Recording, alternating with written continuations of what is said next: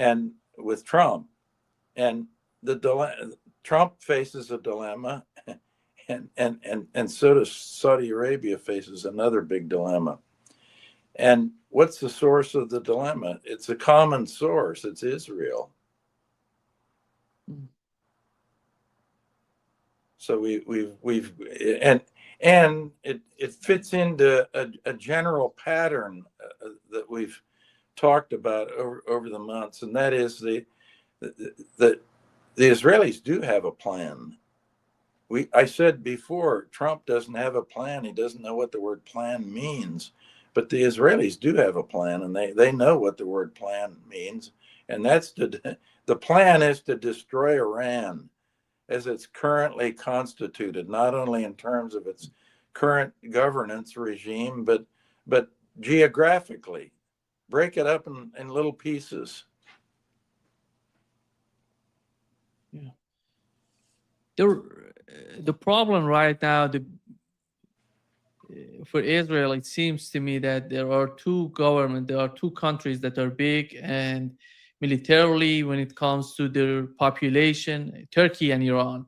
Both of them, it seems to have Israel is talking about both of them are the enemies of Israel. But when it comes to Iran and the way that Donald Trump is continuing the war, do you think that after all, he's going to be forced by the economy, by the reality of the Strait of Hormuz? And the case of the oil market is so important right now. In the last 24 hours, there were 3 attacks, American attacks on Iranians. It wasn't significant comparing to the last 4 days. It wasn't that much. In last night, as I've mentioned, Channel 11 of Israel reported that they were supposed to have a massive attack on Iran, but it didn't happen. What is happening considering the oil market, considering the economy, and the continuation of the war, in your opinion? Well, I think it's just this fundamental dilemma and a power struggle in Trump's own mind, and that is it's the U.S. economy, the U.S. voters, the U.S. public on the one hand, and on the other hand, Israel and Israel's plan, and Israel's plan, of course, Israel has effective enforcers in the United States, and it's called the Israel lobby. They have a lot of power. Look at what happened in the House vote last week. There were 2 provisions in the House vote that on the defense spending bill that basically embeds the Israeli army into the U.S. Army, integrates it, and it passed. There was no debate. And why? And where did these provisions come from? They're all drafted by the Israel lobby and friends of the Israel lobby. Now, who are friends of the Israel lobby? Well, they're U.S. congressmen and senators who receive campaign money. It's about money. You ask, well, how do they have so much power? Well, they have a lot of money and they know how to spend it. So the lobby is a very effective one. It's probably the most powerful lobby in the United States, probably, and it directly affects everything going on in the Middle East, for sure. So on the side, by the way, a footnote on this: if you listen to the interviews of retired generals and admirals in the United States, they've been laying out all the options, the military options that Trump has, and they tend to be very aggressive. You have to realize generals and admirals aren't the sharpest knives in the drawer, but they give the advice, and the advice is Trump will come in and say, well, what are my options militarily? And it's very clear when you listen to these retired officers from the United States military that they have a whole range of things that would go way up the escalation ladder, and not only go up the escalation ladder, but spread things. Now we spread things, like, for sure, part of the Saudi attack on the Houthis was instigated via the United States. Now, let me ask you a question. Very interesting. Do you think that Israel had anything to do with this? So you see the network, how the thing works. Hmm. And speaking of Israel, by the way, and real estate, because it's a lot of it's basically just a real estate, a land deal. You saw what happened in the West Bank yesterday, and that's just standard operating procedure. The settlers, you've got what, 800,000 settlers who have settled into the West Bank, which they're not supposed to be there in the first place, but they're there. It's facts on the ground. They're there. And what they do is, at a minimum, provoke the Palestinian residents that are on the West Bank. And they provoke. They and when they provoke, they always call in the Israeli Defense Forces to back them up. And the Israeli Defense Forces back them up. Well, yesterday there was a little trouble because one of the Palestinians grabbed one of the weapons of the Israeli troops and shot two Israelis.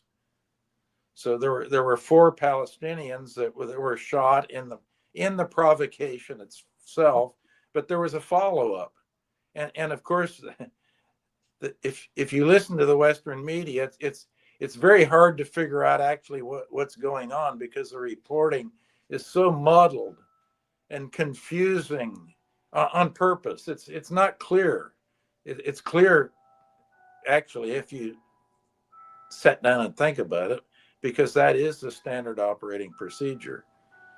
Provoke, get a reaction, and now I haven't checked this morning, but yesterday they went into a full terrorist alert, the Israelis, and further rampage through the West Bank. But it's a little like Gaza. If you make the territory unlivable, no one's going to be living there, and then you take the land. Yeah. What do you make of those people who are still arguing, comparing the war with Vietnam, with other wars, and arguing it's time, right now, it's time to escalate and put troops underground? And looking at the targets in the southern part of Iran, in the western part of Iran, you feel somehow maybe the Trump administration is trying to do that. But there are people seriously arguing, like General Keith Kellogg, for example, is arguing that this is the time put troops on the ground, maybe get the Hark Island, and then the Qashm Island, and then controlling the Strait of Hormuz. What do you make of these arguments? Are they really think that it's all about buying time, or maybe feeling if you put troops on the ground, you have huge casualties, that's going to bring the support to the war? Well, this is basically the military boneheads giving advice. I told you before, when they're interviewed on TV, most of the retired high-ranking officers in the United States, they take the all-in approach, the kind of Vietnam approach, or the Afghan approach. I mean, they have a history ever since the Second World War. We've basically lost every military engagement we've ever been in, and so why do you pay much attention to the generals? I don't.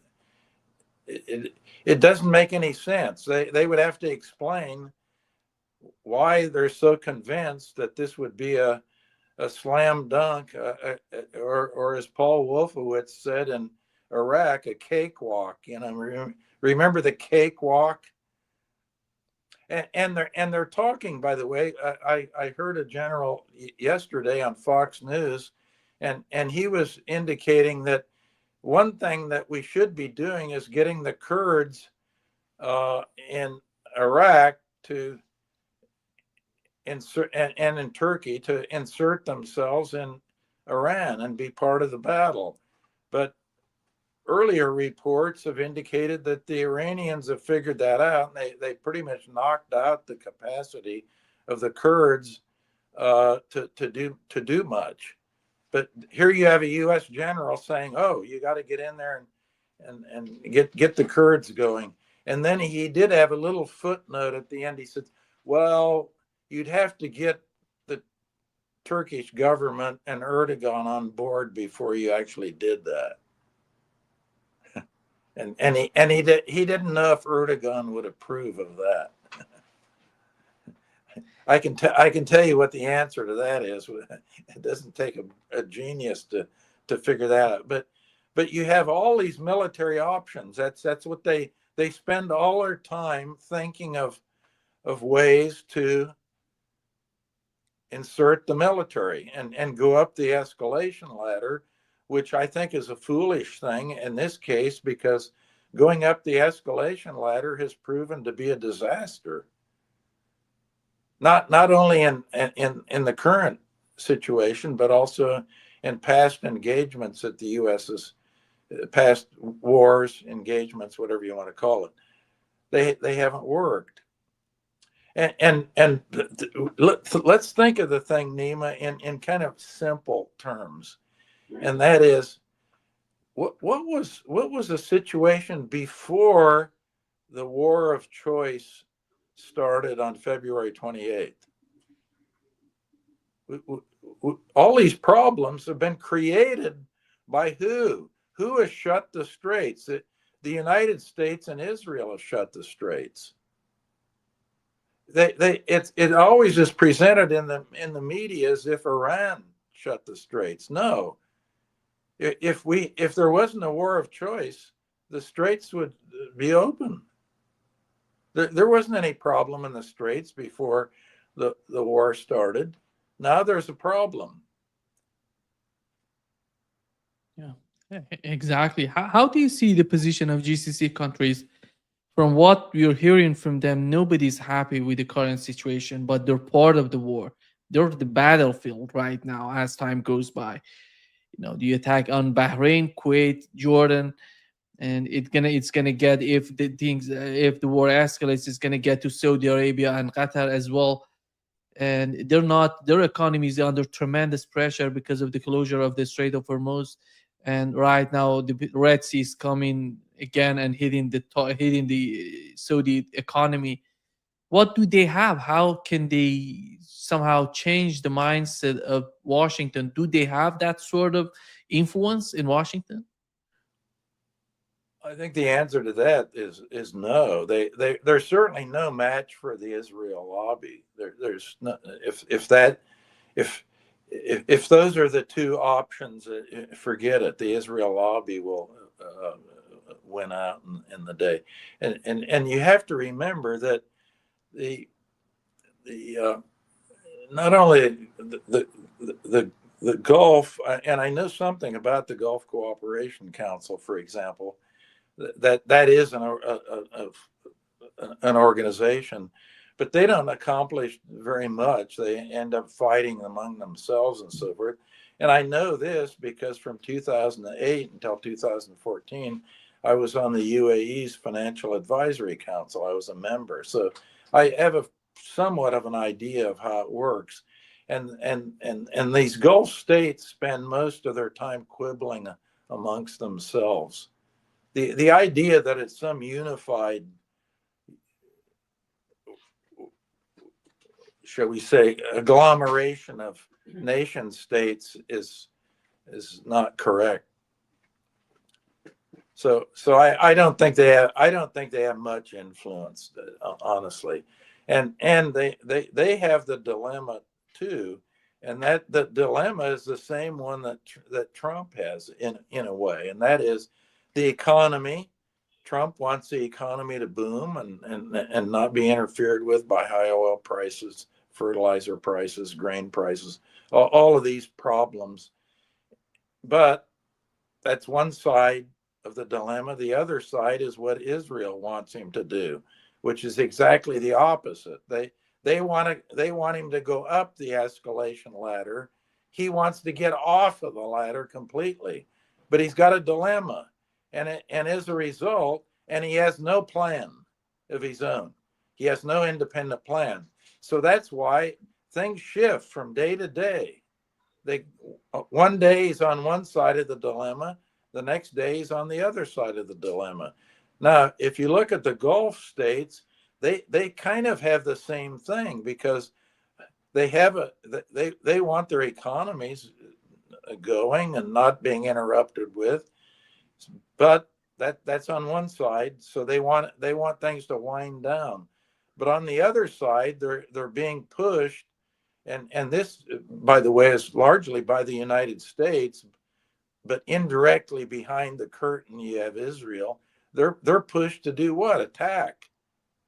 The Kuwaitis were we're attacking. The UAE has been attacking. They've been facilitating these things. So how can you have your cake and eat it too?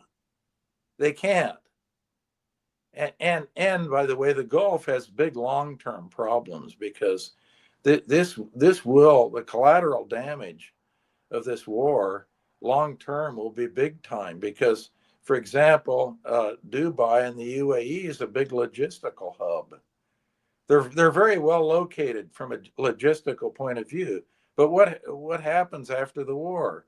The risk isn't going to go away. The insurance premiums aren't going to go away, and people are going to decide, oh, what's happening? There are a lot of operations in Dubai that are moving to Istanbul.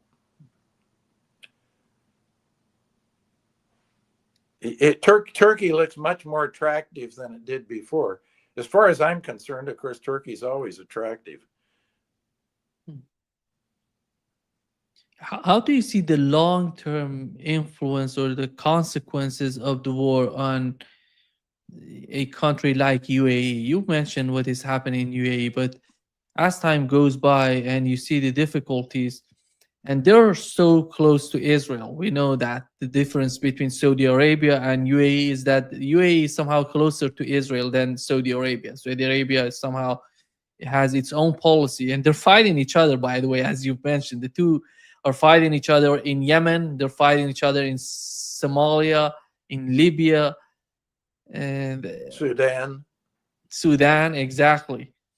And so what would happen to them, basically to UAE, as an outcome of this war? well, I think my view is the outcome is negative on UAE long term. Very, very negative.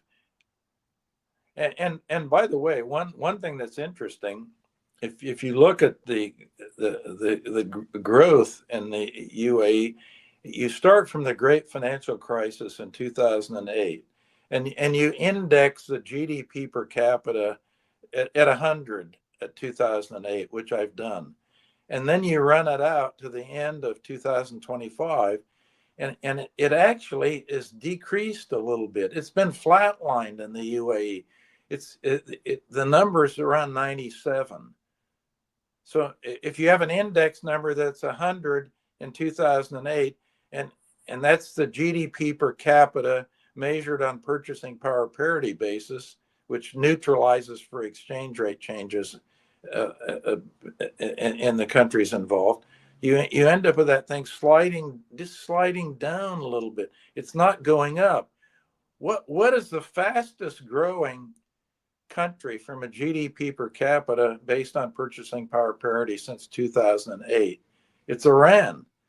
Iran is one. It goes from 100 to 117. Saudi Arabia is number 2. It goes from 100 to about 114. Kuwait is a complete disaster. It goes from 100 to 67. Kuwait, they're big time. Oman goes down. the precise number off the top of my head, I can't remember. Oman goes down, Qatar goes down. They all go to, they're all negative except two. Iran is number one and Saudis are number two. And this is another piece of disinformation that's out there. Remember, everyone was telling us that Iran, the economy had collapsed. Well, it hadn't collapsed. It hadn't grown very fast, but it had grown faster than every single country, including Saudi Arabia and the Gulf. And that's another factor behind, you say, well, what are the Gulf countries going to do? How are they going to react? And what's the long-term prospect and so forth? Well, starting even from the great financial crisis, it wasn't what it was advertised to be. And incidentally, in Kuwait, it's a place I know a little bit about because I served on the international board of the National Bank of Kuwait for a number of years. So I have a fairly good idea of their problems, but they're pretty severe, actually. Kuwait, of all the Gulf countries, Kuwait is got the biggest batch of troubles economically. And now you see the U.S. has them involved covertly. They weren't too covert. Believe me, the Iranians knew exactly what was going on. Why do you think they're hitting Kuwait so hard? Everybody wonders, well, why do they keep hitting Kuwait? Why do they keep hitting Kuwait? Because Kuwait hits them. It's very interesting in this whole thing. The media has the first mover upside down. The first mover has been the West. The second mover has been Iran. And it was the same way with the MOU, the Memorandum of Understanding. If you go through that, the first mover to break away, before it was even signed, by the way, because one of the provisions in the MOU was that Israel would knock it off in Lebanon. They would Lebanon and the Hezbollah was part of the MOU, and that was under a ceasefire. Well, the ceasefire, it never existed. It never happened. As they were signing the MOU, Israel was bombing civilian targets in southern Lebanon. And still to this day, almost every day, the Israeli bulldozers are in there knocking down residences, homes. Yeah. Do you think that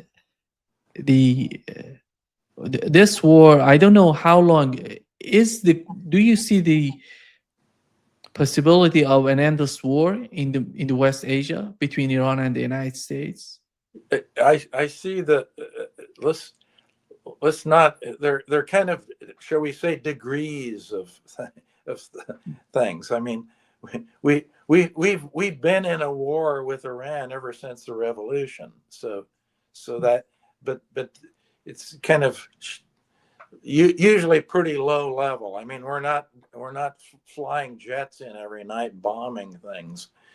So you've got kind of a cold war or a shall we say a standoff to hot war, and I think the whole region will remain in a cold war.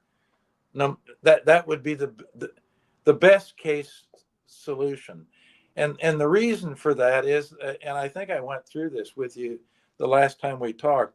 If you look at the main factors that have to be solved before a Cold War would disappear, so it was stable. I figured the probability of all those key factors and did a joint probability calculation, and it's way less than 1% chance. It actually, the way I did it, just back of the envelope, it was 3% of 1%, 3% of 1%, that things would be settled down in the region. So things are not going to be settled down in the region. There's no question about that. The question is how hot the war is going to be.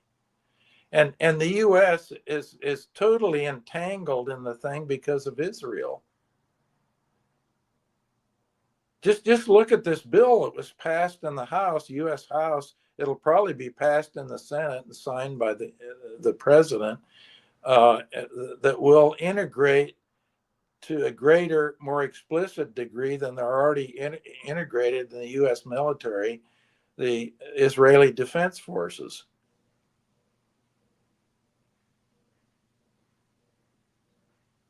So that means, it's the old thing. Once you get the fox in the chicken coop, what happens? The fox eats all the chickens. So I'm very let's put it this way. I'm not very optimistic that things are going to be settled down anytime soon. I think Trump's entering the war of choice has stirred things up and thrown them into a greater degree of instability in the region. More instability, which is prone, by the way, to instability, because the idea that all these Arab countries, of course, the two big countries, by the way, that are going to be running the show in that area are not Arabs. You've got Iranians are not Arabs, and Turks are certainly not Arabs. They're Muslims, but they're not Arabs. So you have those two that will dominate. Israel will be involved, because remember, speaking of Muslims, this is a religious war. Most people don't understand that. And you ask about time duration. If you look at the history of religious wars, the duration is pretty long. And a lot of it ends up never going away. It continues in kind of a Cold War basis. But even the hot wars that have been religious wars have gone on for quite some time.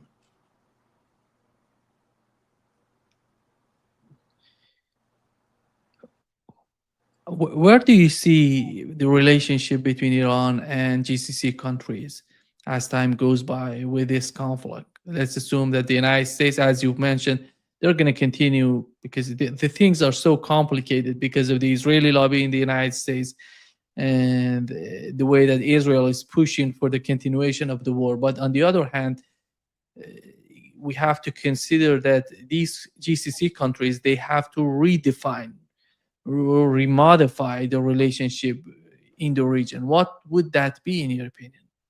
Well, it's pretty clear where the UAE is now. I mean, they're clearly in the Israeli camp, and the other power in the Gulf, besides Iran, I mean, would be clearly Saudi Arabia, and they're not in the Israeli camp, and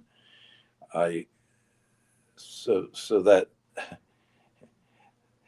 And by the way, there were,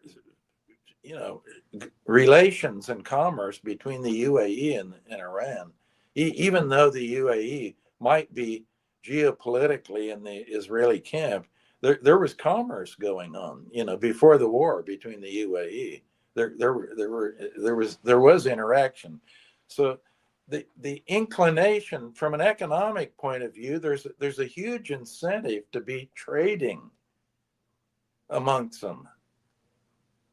But the dilemma is that you get these political factors involved, the geopolitics of it, that messes things up, which is our main theme of today, really.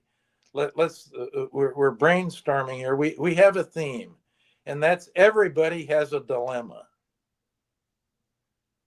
And the dilemma, the fundamental source of the dilemma, not the only one, but the first order condition, is you have Israel in the picture, and the religious war aspect, and the greater Israel idea.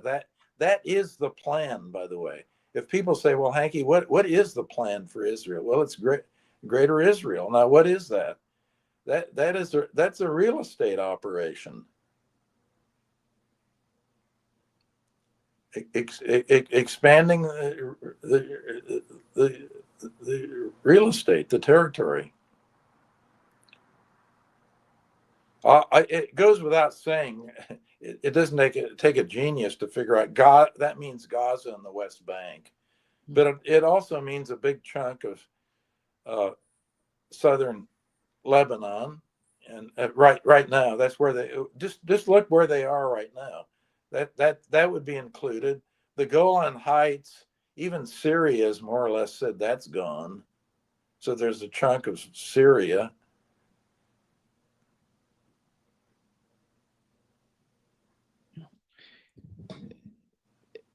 Do you think that, before wrapping up this session, do you think that the United States is preparing for, not the United States, I would say, let's just put it this way, the Trump administration, because the timeline for them right now is so important. We're going to have the midterm elections, and then right after that, the 2028. It seems Donald Trump is somehow behind the scene, is supporting JD Vance for 2028. And Marco Rubio is one of the other candidates for Republican Party. These two main candidates, it seems that, but as I've mentioned, latest reports show that Donald Trump is somehow supporting JD Vance over Marco Rubio. But putting that aside, how do you see what's going on in the United States, together with the difficulties with the Strait of Hormuz, the timing of what's going on, the shortage of time that they are facing as we talk, and the continuation of the war? Are they gonna find some sort of off ramps, or they're gonna continue with this tit for tat? How is that gonna benefit them domestically? Well, it isn't going to benefit them, but I don't. This is kind of a bipartisan thing. So if you look at the actor that's created, this is our conjecture, our hypothesis for today is that we have lots of dilemmas that people are facing, and the common source and the first order condition for these is Israel, to a large extent, is involved in either creating or promoting or the dilemmas that people face, and I don't think that's going to change at all. And it's completely bipartisan, by the way. If you look at the voting and support, it's very much bipartisan. If you look at polling data, the polling data generally is that overall the Americans are opposed to the war. They don't think we should have started it in the first place, with the Republicans being less unfavorable than the Democrats, but not by much. And so that's the popular polling. If you actually look at the votes in the Congress, it's total. There's very tiny number of people who are not supporting, and look what happened to Congressman Massey. Massey was opposed, and he's articulate. Of course, he should be. He's got something between his ears. He's an MIT graduate, and articulate, and pretty aggressive. And let's put it this way: he's not a coward. And he not only was against the war, but he's been on the Jeffrey Epstein files, and pointing out clearly something everybody knows, that Epstein was very tied in not only the CIA but the Mossad in Israel. It comes up every place. Everybody knows this, but what politicians say anything about it? They'll say something about Jeffrey Epstein, but they won't mention his ties to the intelligence agency and what he was doing with the intelligence agencies in the United States or the Mossad. Well, Masih did. And you know what happened to him? They unloaded, the Israel lobby unloaded so much money on that primary in Kentucky that it took him out. And by the way, it's not that easy to take an incumbent out.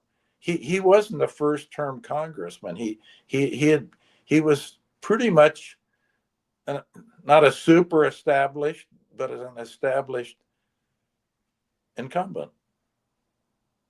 And he didn't lose in a direct election. He lost in a primary against somebody that was supported by Trump, who was in his own Republican Party.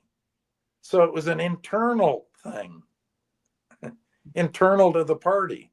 It wasn't even a bipartisan contest that was going on. Yeah. So that gives you some idea of the power of the lobby and the money. Yeah. And it gives it. I think we can conclude that I think the dilemmas are going to be with us for a long time. And whether we have the only issue is how hot is the war going to be? I don't think it's going to continue at this level and go up the escalation ladder. Let's put it this way. I hope it doesn't.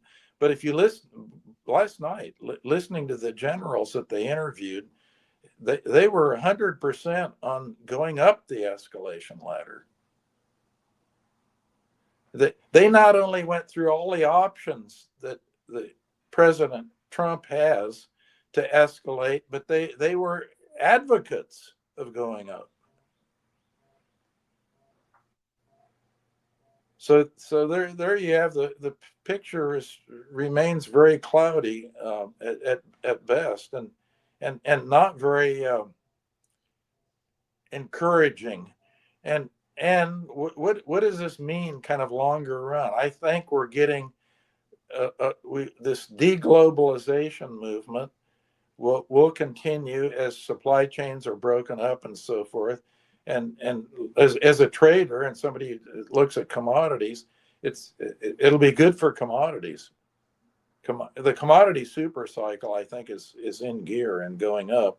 And part of the reason for that is the balkanization of global trade that's occurring, and the fact that more and more countries now will want to have inventories and precautionary stockpiles of grain and other things, and in a way be following the lead of China. China has huge inventories of all the commodities, whether it's grain, oil, steel, you name it.